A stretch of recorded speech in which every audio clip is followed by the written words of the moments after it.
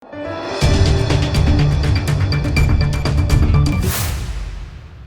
આપ જોઈ રહ્યા છો ઇન્ડિયન પોલીસ પ્રેસ. હવે જોઈએ અગત્યના સમાચાર.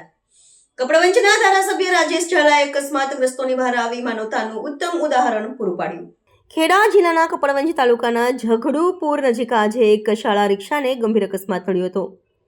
આ ઘટનામાં રિક્ષામાં સવાર કેટલાક બાળકો ઇજાગ્રસ્ત થયા હતા. કપડવંજના ધારાસભ્ય રાજેશ ઝાલા કોઈ સામાજિક પ્રસંગમાં જવા માટે આ માર્ગ પરથી પસાર થઈ રહ્યા હતા ત્યારે તેમની નજર અકસ્માત પર પડી હતી.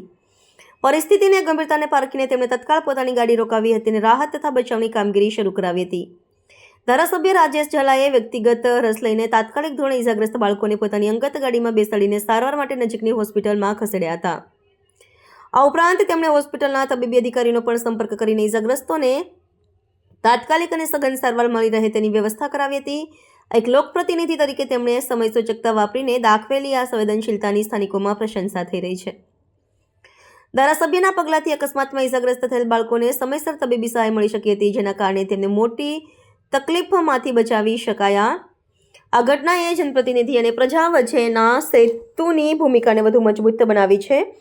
અત્રે ઉલ્લેખનીય છે કે હોસ્પિટલમાં પણ ધારાસભ્યને વ્યવસ્થા સંભાળી હતી અને ઇજાગ્રસ્તોની સ્થિતિ વિશે પૂછપરછ કરી હતી.